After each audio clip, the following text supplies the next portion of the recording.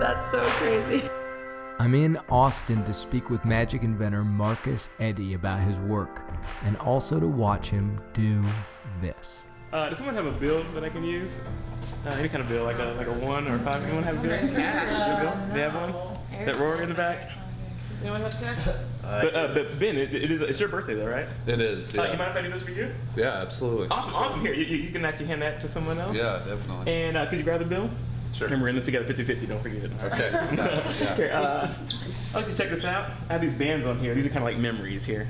Check it out, pull it, make sure it doesn't break or anything like that. Can you do the same thing with this one? Just make sure it's a normal band. Every time I do this, people think I have these like trick rubber bands or something like that. There's not a trick rubber band, right?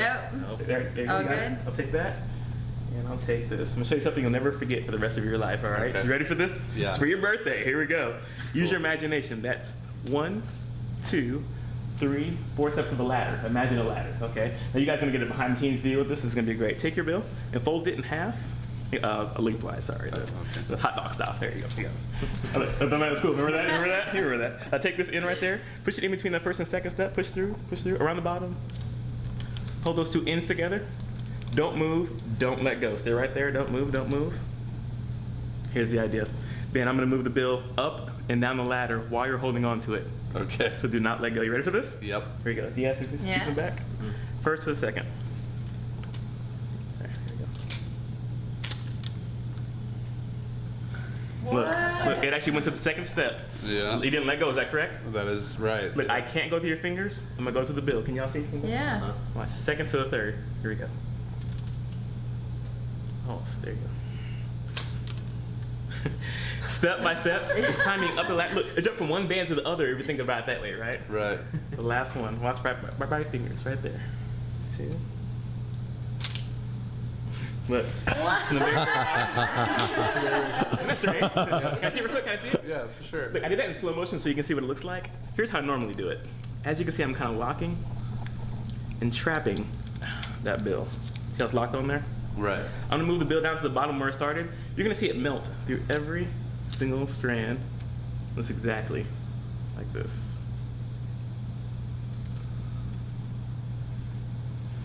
Here we go.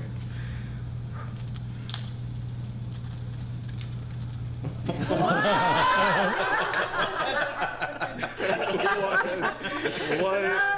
Wow. Here, grab onto the bottom of that. Sure. Pull all the way off. There you go. Okay.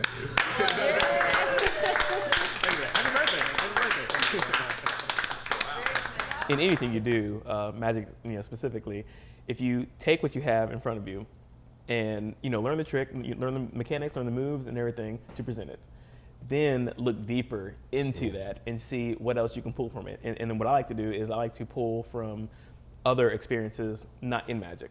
So my other loves, which includes music. I love music.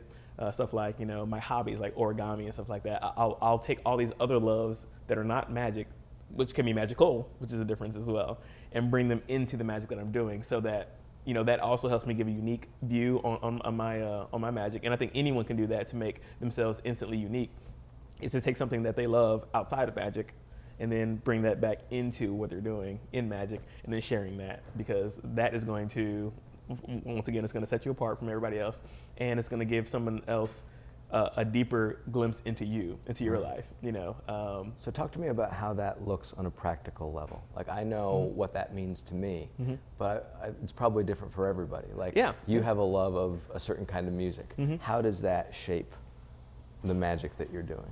So music is one of those things where if you, I've tried to do it the literal way, and by that I mean, I've, because also I write music, I'm an MC as well, so I tried to to do poetry or rap while I'm doing magic, right? So that's a literal way to do it, and I found that doesn't always resonate, right? Because I don't know. I know. In my experience, and I know this can work, but in my experience, it just doesn't kind of go together. So what I'm saying is, the feeling now I'm going to tap into the feeling of music that I get. So whenever I hear like a beautiful piece of music, that feeling that I get, how can I now translate that to someone else so that whenever I show you something, you're gonna have that same feeling like, Right. oh my God, I resonate this, so much, or I relate to this because this, this takes me back to some memory that I have, which I believe music can do. Music can definitely take you back into a time when you hear something, you hear the song,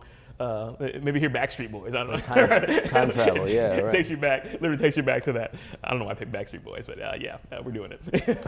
But anyway, so yes. This is the first Backstreet Boys reference I've gotten. By the for way, whole trip. Yeah. boom, I win. Okay, and interview's over. There we go. All right, guys. Anyway, so you, for instance, you hear a beautiful song that takes you back to a time when you first heard that, right? How can I now take that experience and that feeling and put it into a magic effect so that I can share that with you? Right. What do you love about performing? I love people. I love people in general. And that goes for me moving around, all around everywhere, is that, every time I went to a new place, I had to learn how to meet new people. Right. And so. Was magic an important part of that? Like when were you the guy that did magic at school? I never used magic as a crutch. It was one of those things where I feel like I want to meet people first. And then, by the way, hey, I do some magic, it's that kind of thing. I feel like it's more important to be a great performer, a great person in general, is to know how to talk to people. Yeah. Love and I mean, I feel if you're using magic, for instance, as a way to meet people, then it's a possibility that you could hide behind that a lot. And I didn't think about this, as a kid. I was just being a person. But as I grow up, I think more about this. So the fact that I'm able to meet people and just have fun, we'll just have fun, and then you may not even know I do magic until like later on. And then, by the way, I show you something, you're like, oh my gosh. So really, I'm just gonna say it. The magic tricks hardly matter in the grand scheme of things, in my opinion. I think you are the person who is magic. You are the person who is presenting these things to people. And same thing about a comedian. That's why I envy a comedian, because they can walk on a stage with nothing. Yeah. All they do is walk out. And the mic is right there. They walk out, and they're able to share the same kind of experience that we could share with all these boxes and all these props. Yep. So in the grand scheme of things, I feel like the tricks don't even matter in relating to the audience. I feel like you can be magic without having magic, and that's kind of an interesting experiment now that I said that in my head to try to see, well, how less, how much magic do I actually need in order to present? How much can you pull away? Or take away in order to still create a magical experience. The magician has to be more amazing than the magic. And, there you go. And it's you. Yeah. And the magic reinforces that and brings that to light and allows you to share it. Mm-hmm. But you have to be, like, the real secret is you. Wow. And once you learn how to unlock that, it changes everything.